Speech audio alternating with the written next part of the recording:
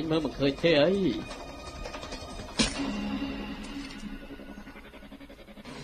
chọn lấy cái lá chả cô này thế hả thật không không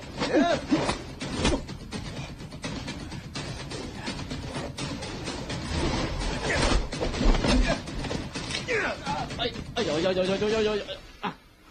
mấy bạn chơi lộc thon mà bạn ấy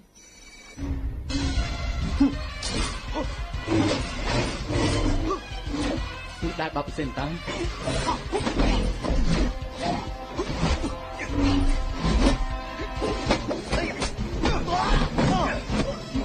rồi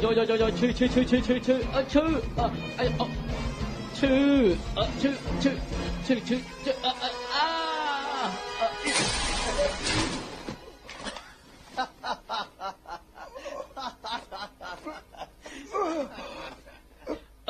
anh pra tham sân nằm này anh chỉ là chọc ra một thế nè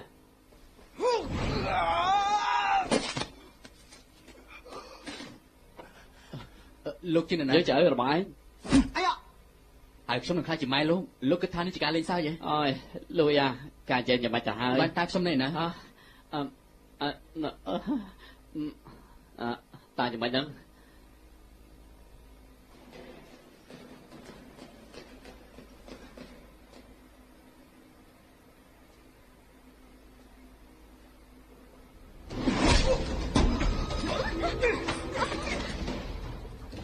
lên lên tớiนี่มันไอเตี้ย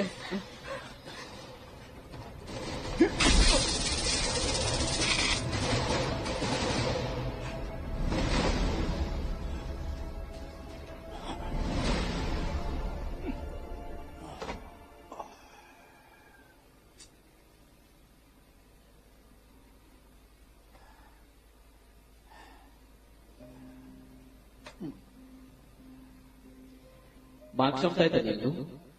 ta nên lên bia để có tới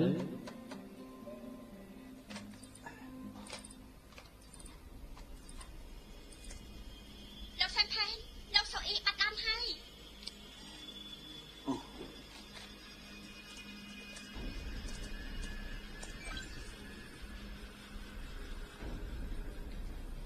កុំភ័យអីខ្ញុំនឹងតាមរកគេឲ្យឃើញ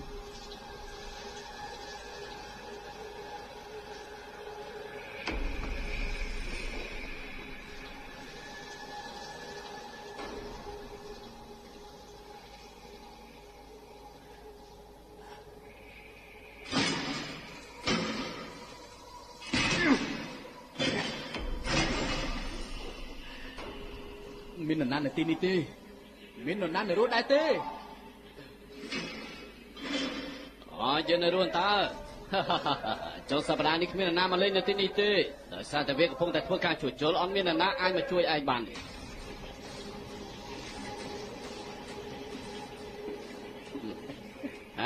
អត់អីក៏ឯងមិនដេញតាមយើងទៀតទៅដេញដោយការពីមុននោះអីលោកហេតុអីបានជាលោកឯងនៅក្នុងអាជីវកម្មរបស់គេមានមនុស្សមួយចំនួនបានធ្វើការរួមគ្នាខ្ញុំនឹងសម្រាប់ឯងនៅក្នុងពេលនេះចាំបន្តិចទៀត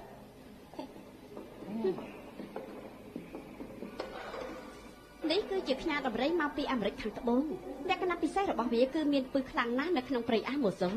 វាពិតជាចង់រស់នៅក្នុងខ្លួនរបស់លោកខ្លាំងណាស់ពួកវានឹងពងនៅក្នុងខ្លួនរបស់លោកពី2ទៅ3ម៉ោងហើយពងនោះវានឹងកកាត់ជាបន្តបន្ទាប់ហើយវាក៏បានបឺតយកសារធាតុនៅក្នុងខ្លួនរបស់លោកតបមកពួកវានឹងចោះរាងកាយរបស់លោកចេញមកខាងក្រៅហើយបន្ទាប់មករាងកាយរបស់លោកនឹងខ្ទេចខ្ទីនេះគឺជាច្បាប់របស់ធម្មជាតិរបស់យើងពួកវាប្រហែលជាខ្លាចតែចិត្តណាស់ហើយមើលទៅ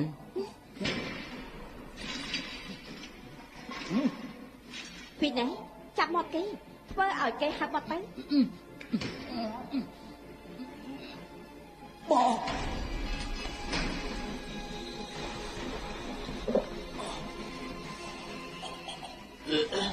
លោកអាចខ្ជិះវាចេញមកក្រៅទេ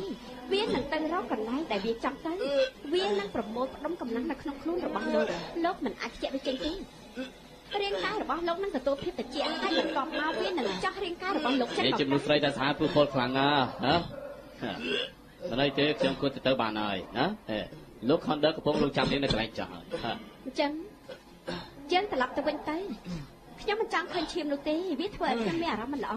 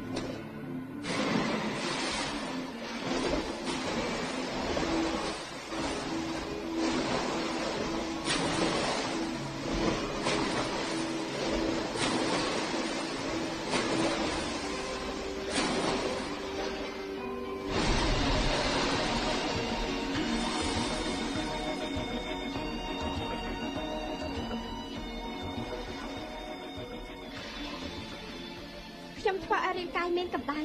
ព្រោះលោកតាជាដើម្បីឲ្យសីតុណ្ហភាពធ្លាក់ចុះ នឹងចង់ធ្វើអី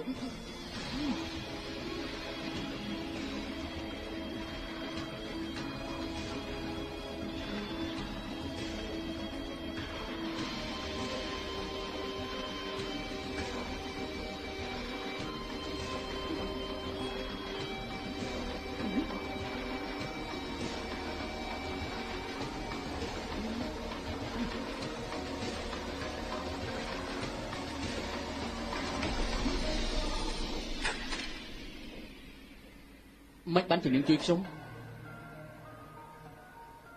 នឹងជាអ្នកណាមកវិញសិនមក Finny ហេតុអីបានជានឹងជួយខ្ញុំនឹងជាអ្នកណា Finny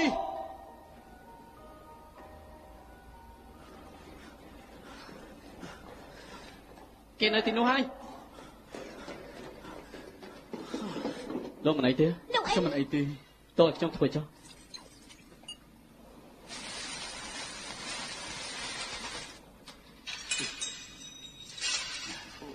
គប់តបានកម្មវិធីនេះទៅពួកខ្ញុំរកលោកឃើញឲ្យខ្ញុំម្ដង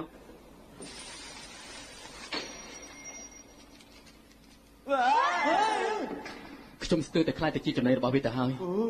តែសំណាងល្អមានក្មេងស្រីស័ក្តិសមម្នាក់នៅក្នុងក្រុមអត្តច័ន្ទបានជួយខ្ញុំគឺក្មេងស្រីម្នាក់មានឈ្មោះថា Finny នៅក្នុងនេះគឺមានអ្វីមួយយ៉ាងមែនទេ វាអាចទៅរួចមីឡាន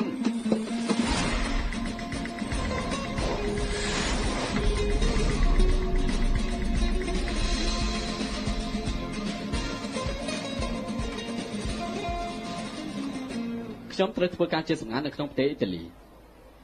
ខ្ញុំមិនចេះអានភាសាអ៊ីតាលីទេ អ្នកណាចេះអានភាសាអ៊ីតាលីទៅ អរគុណ Ciao, buonato, music, trano, amilendo, spaghetti. និយាយចិនកតាំងព្រមមក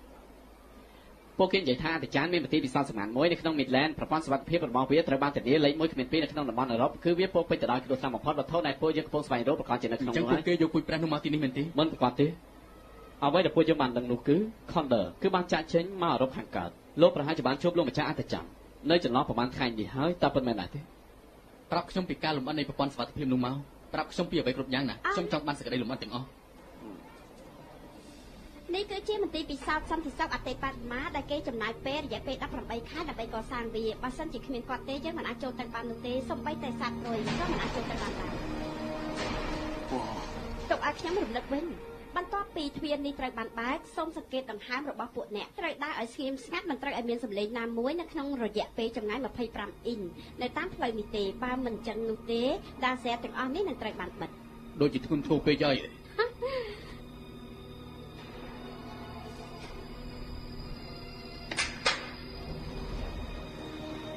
នេះគឺជាឡាសែរត់នៅលើអិចហើយនឹងវាយអសរគឺត្រូវបានរំទ្រប់ដល់ទៅចូលជុំវិញទាំងអស់នេះគេចូលបានទេកុំបារម្ភពូជរបស់ព្រះមានសុវត្ថិភាពបំផុតនៅទីនេះ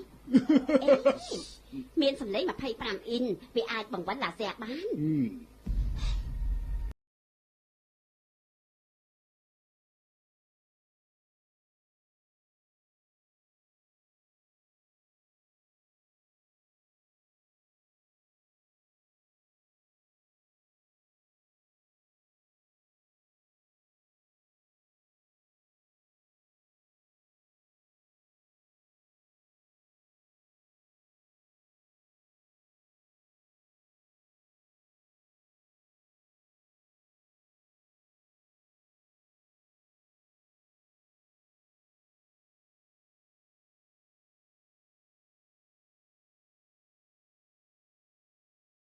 ជាល្អណាស់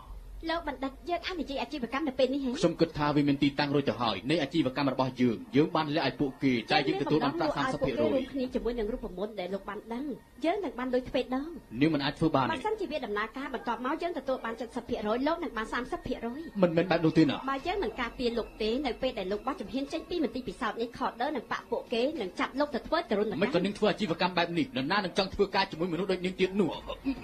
តើលោកគិតថាលោកនៅមានឱកាសដើម្បីប្រាប់អ្នកណាម្នាក់ទៀតទេ តើនាងចង់ធ្វើអីទៅ គឺជាការបង្កើតថ្មីបំផុតនៅក្នុង72ម៉ោងវានឹងចម្លងយកការចងចាំរបស់លោកទាំងអស់ វាធ្វើបានដោយរបៀបណា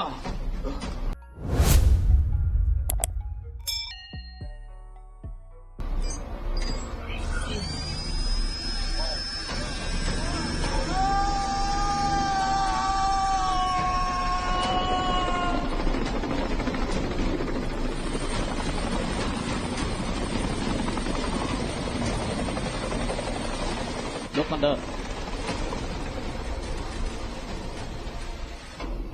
យោងតាមប្រភពដែលអាចទុកចិត្តបាន Snow គឺបានសម្លាប់លោកបណ្ឌិត Peterson បាត់ទៅហើយពួកគេបានចម្លងការចងចាំរបស់គាត់ទាំងអស់រួមទាំងការសម្ងាត់នៃក្រុមពូជព្រះទៀតផង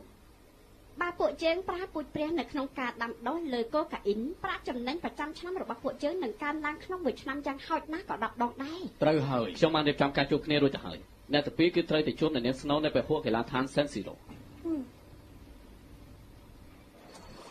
អូគួរឲ្យចាប់អារម្មណ៍ពិតមែនខ្ញុំស្ទើរតែមិនជឿថាក្មេងស្រីតូចម្នាក់នេះអាចធ្វើល្អជាងអ្នកជំនាញទៅទៀត នឹងគឺជាអ្នកឲ្យម្នាក់ដែរណាយើងមានវិធីមួយគត់ដែលមិនអាចប្រាប់បានល្អណាស់បើលោកចង់ចូលក្នុងមន្ទីរពិសោធន៍នោះមានន័យថា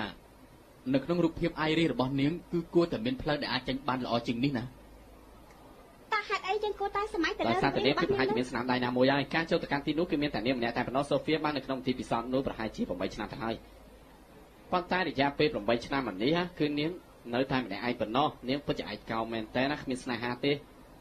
អញ្ចឹងនាងចូលចិត្តរសជាតិបរោះបែបណា នាងចូលចិត្តបរោះដែលពាក់អាវផាយអតីតមិត្តប្រុសរបស់នាងណាត្រូវបានបង្ខំឲ្យពាក់អាវផាយពេញមួយថ្ងៃសូម្បីតែ Sophia ក៏ត្រូវបានខ្លាយទៅជាអ្នកមើលថែ Adelaide Delon ដែរតាំងពីតូចហើយគឺជាមូលហេតុដែលនាងតែងតែចូលចិត្តបរោះដែលពាក់អាវផាយនោះហើយដឹងទេ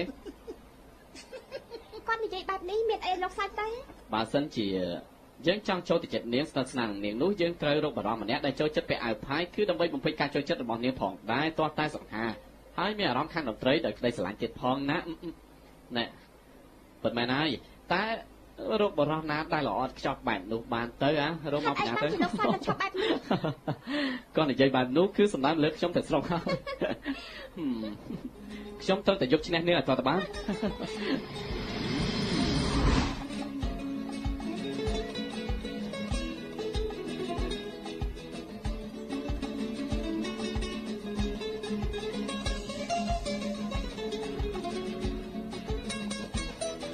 Hey.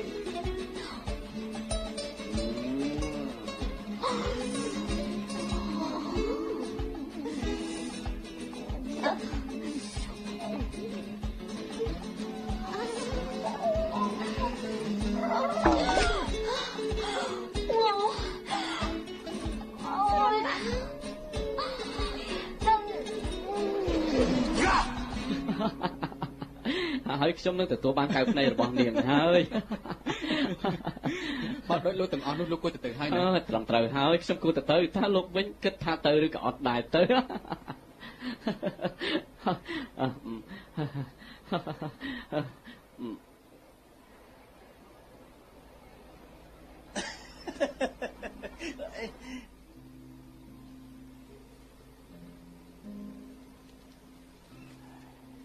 Vì dương tới trái lúc ăn hai trong một căn tin là mấy cà phê ta mà càng được thế ta vì chỉ xây mình thôi 5 ទៅ 6 ថ្ងៃកន្លងមកនេះខ្ញុំចង់សួរលោកនៅរឿងមួយ សួរមក ពេលនេះក្មេងស្រីដែលមានសក់ពណ៌សនាងជាកិច្ចសម្ងាត់របស់លោកមែនដែរទេ នោះគឺជាការសម្ងាត់ខ្ញុំគួរប្រាប់លោកដល់របៀបណាទៅ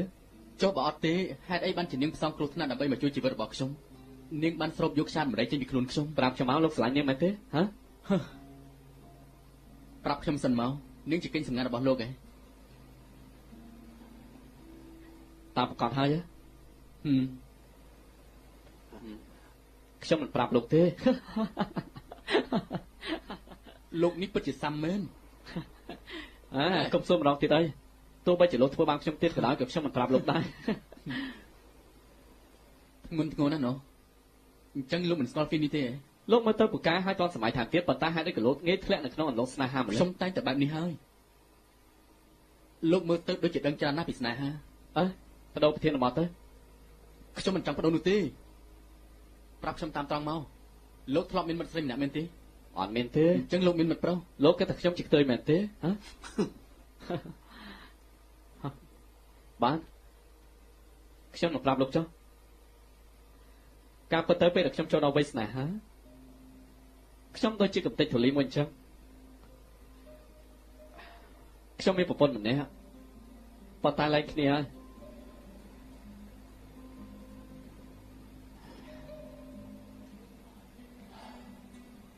2 ឆ្នាំមកហើយដែលពួកយើងបានឡើងគ្នានាងបាននិយាយថាជារៀងរាល់ថ្ងៃនាងភ័យខ្លាចណាស់នាងតែខ្លាចពេលដែលខ្ញុំចេញពីផ្ទះហើយមិនត្រឡប់មកវិញបន្ទាប់មកនាងក៏មានប្តីហើយមានប្តីរបស់នាងបានធ្វើឲ្យនាងមានការឈឺចាប់ទៀតនាងគួរតែប្រាប់អ្នកទាំងអស់គ្នាថាប្តីរបស់នាងគឺបានសង្គ្រោះពិភពលោកហើយនាងគឺមិនអាចសុំបីតែ5ដុល្លារម្នាក់ បើសិនជាលោកផ្លាស់ប្ដូរការងារលោកអាចត្រឡប់ទៅរួមរស់ជាមួយនាងបានហើយ ក្នុងនាមជាភ្នាក់ងារសម្ងាត់នៅក្នុងរយៈពេលយូរអង្វែងនេះខ្ញុំបានមកកាន់សត្រូវជាច្រើនបើសិនខ្ញុំឈប់ខ្ញុំនឹងត្រូវឆាប់ស្លាប់ជាមិនខានទេខ្ញុំខ្លាចតែធ្វើឲ្យនាងមានការលំបាក ខ្ញុំគិតថាលោកមានប្រពន្ធល្អណាស់លោកមានរូបថតនាងដែរទេ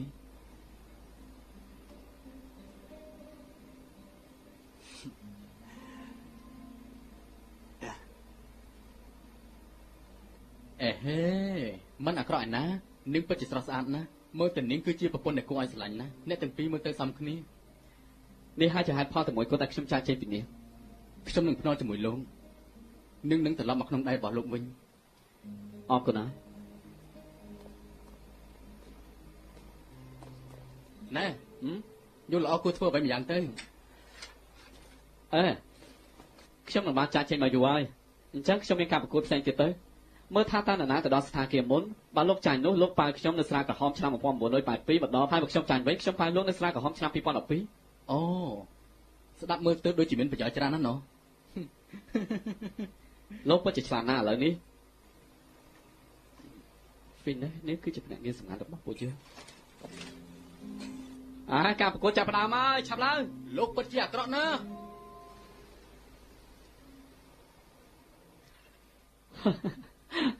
ខ្ញុំស្ទើរតែគិតមិនដល់ទេថាលោកបានធ្លាក់ចូលក្នុងលោកស្នេហានោះដូច្នេះមានរឿងច្រើនទៀតដែលលោកទោះឲ្យខ្ញុំឈ្នះ លោក នោះ ពិតជាមនុស្សអាក្រក់ណាស់ លោកមិនមែនពូកែជាខ្ញុំប្រមាណនោះទេ តែខ្ញុំមិនសប្បាយចិត្តដែលបានស្គាល់លោកនោះទេយើងគួរតែអបអរទៅចាំខ្ញុំហៅស្រាសំបាយម្ដងមក ល្អតើខ្ញុំខាងផឹកវាយូរហើយ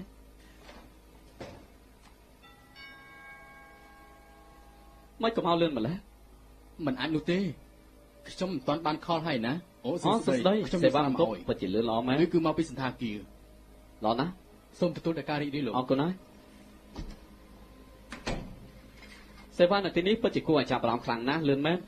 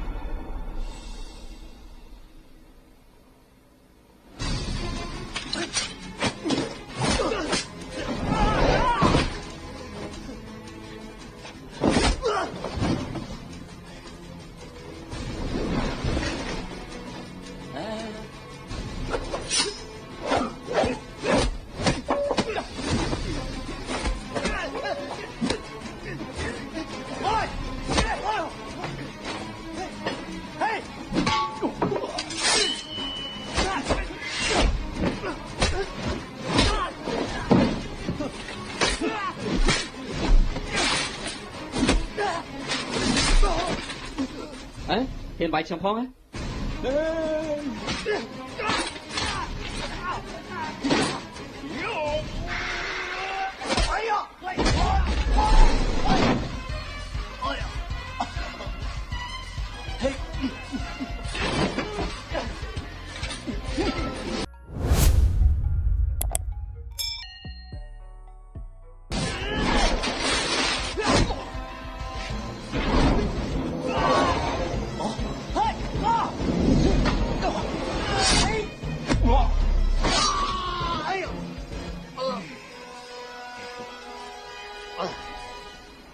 នោះគឺជាឃាតករដែលមកពីខេមេង តើនរណាទៅទីដឹងទៅថាខ្ញុំគួរត្រូវរងរបួសបែបនេះនៅថ្ងៃស្អែកគឺជាពេលធ្វើការរបស់ក្រុម AC Milan ហើយពួកគេទាំងអស់គ្នានឹងមើលការប្រកួតនោះជាពេលដ៏ល្អបំផុតសម្រាប់ពួកយើងធ្វើការហើយតែពិតមែនដែរទេអ្នកទាំងអស់គ្នាប៉ុន្តែស្ថានភាពជំងឺរបស់លោកធ្ងន់ធ្ងរណាស់តើមានអ្នកណាតែបញ្ឆោតសុខភាពទេអ្នកនិយាយត្រូវហើយគឺជាការពិតលោកមើលទៅសង្ហាខ្លាំងណាស់ប៉ុន្តែទេខ្ញុំហ៎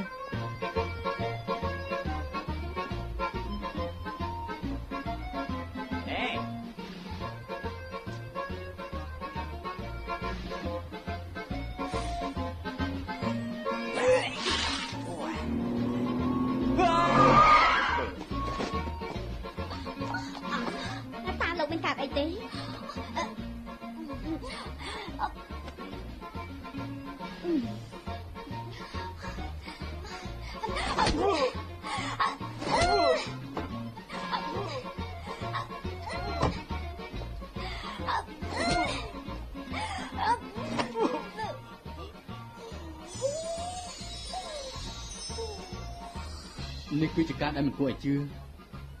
ខ្ញុំសប្បន្នអំពីកន្លែងកើតហេតុមួយនេះជាមួយខែមកហើយណានឹងនៅក្នុងសប្បន្នរបស់ខ្ញុំមិនហើយគឺជារូបនាងអូព្រះហើយហេតុអីក៏មានរឿងបែបនេះកើតឡើងលោកមានបានឃើញអីនៅក្នុងសប្បន្នខ្ញុំបានសប្បន្នថាខ្ញុំចិត្តស្លាប់ហើយខ្ញុំបានសប្បន្នឃើញនាងខ្ញុំសប្បន្នឃើញទីកន្លែងនេះខ្ញុំសប្បន្នឃើញយើងនៅជាមួយគ្នាពីអ្នកពួកយើងគឺយើងបានធ្វើអ្វីជាមួយគ្នាខ្ញុំមិនអាចនិយាយបានទេខ្មាស់ខ្លាំងណាស់និយាយទេគឺខ្ញុំពិតជាខ្មាស់ណាស់មិនហ៊ាននិយាយទេប្រាប់ខ្ញុំមកគឺខ្ញុំចោយគាត់រកបានរកដីនៅទេសភាពទុនខ្លួនមួយហើយអូតាស់តែខ្ញុំមកខានប៉ះមនុស្សប្រុង7ឆ្នាំមកហើយបងណានេះគឺជាកាដូឋានសួគ៌របស់ខ្ញុំជូនបងមិនបានទេខ្ញុំមិនអាចបំពេញនិច្ចរបស់ខ្ញុំបានទេខ្ញុំបានឲ្យតែខ្ញុំស្លាប់ទេសម្រាប់រយៈពេលទេនៅក្នុងការពិនបងតែងតែចង់ឲ្យយើងទាំងពីរបានធ្វើដូចក្នុងសប្បន្នរបស់បងយ៉ាងអញ្ចឹង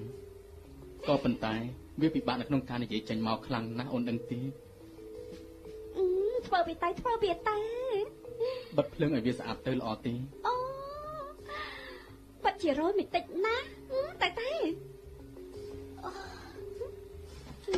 ទឹកដីខាងក្រោមទេអូនដឹងទេថាបងចង់ធ្វើអ្វីនៅក្នុងសប្បន្ននោះអូនមិនដឹងនោះទេក្នុងសប្បន្នរបស់បងគឺបងថាជើងរបស់អូនអូយនេះគឺជាការពិតហើយអូយបងសម្លាញ់បងម្ដងទៀតទេបងសម្លាញ់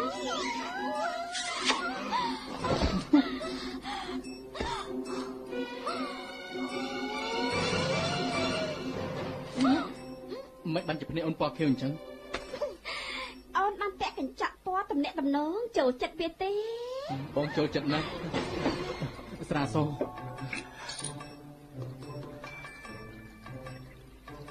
មិនមានរសជាតិហឹរគឺមានតែទឹកម្ទេសទេ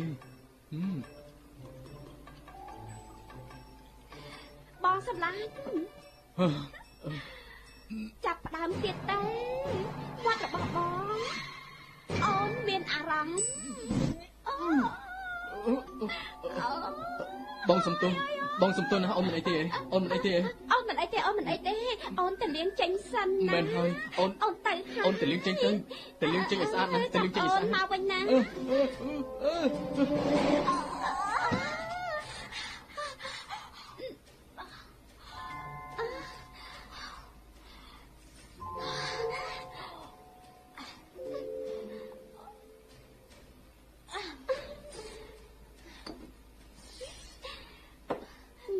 អូនទៅហើយ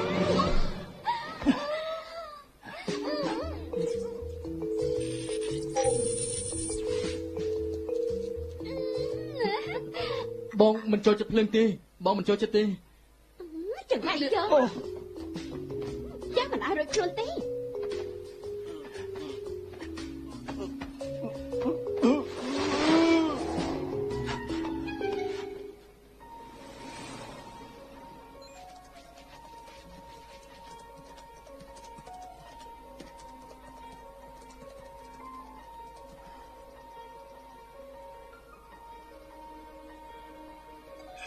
ល្អណាស់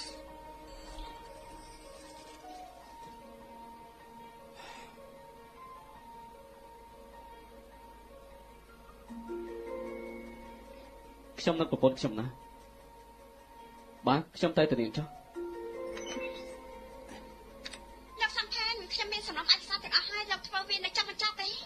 ខ្ញុំត្រៀមរួចហើយប្រាប់លោកអីទៅមាន282គ្រឿងថ្នាំឡាស៊ែនៅក្នុងប្រព័ន្ធសន្តិសុខនោះជាមួយនឹងចម្ងាយ 0.25 ម៉ែត្ររវាងចន្លោះនៃភូវាមានថ្នាំឡាស៊ែមិនសម8ទៀតហើយចុងក្រោយដើម្បីធ្វើការការពារឲ្យកាន់តែមានប្រសិទ្ធភាពនោះ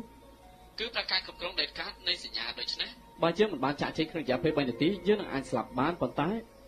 ជាមួយនឹងជំនាញបងប្រុសរបស់នាងវាមិនគួរចោទជាបញ្ហានោះទេកុំបារម្ភអីណា លោកសំខាន់អរគុណលោកហើយ មិនអីទេវាគឺជាគ្រួសារល្អមួយ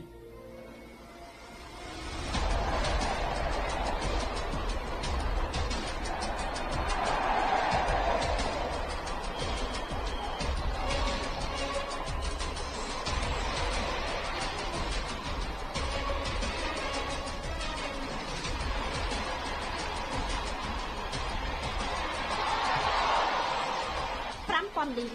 3000 លាន មិនបានទេ តែខ្ញុំមិនយល់ព្រមនោះទេ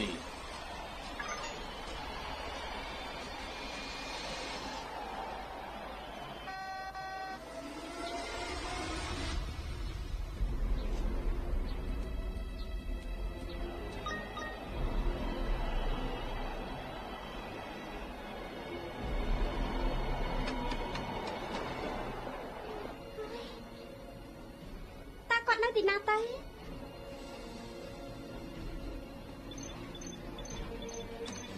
សួស្ដី បងប្រុសនាងទៅដល់ហើយទៅ នៅទេ យើងត្រូវបញ្ញាបន្តិចទៅយើងជិះដល់ពេល បងលោកអ៊ីមកដល់ហើយ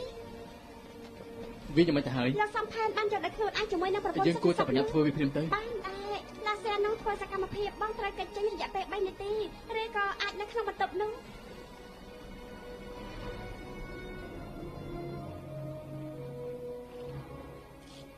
ចម្ងាយរបស់វាគឺ52ម៉ែត្រហើយបើទម្ងន់វិញគឺ70គីឡូ បង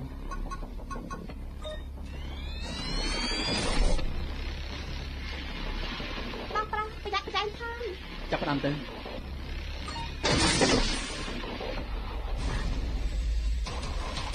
អឺ Hãy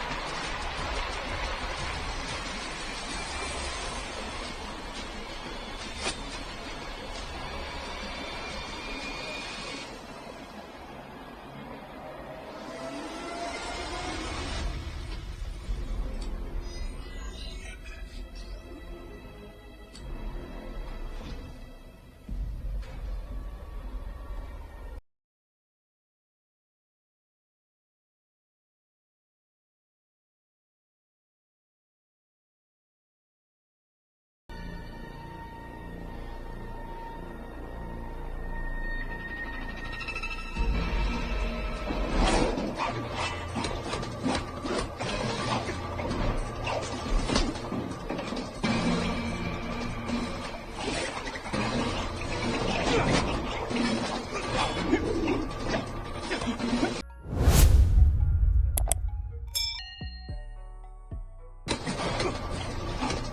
không bỏ lỡ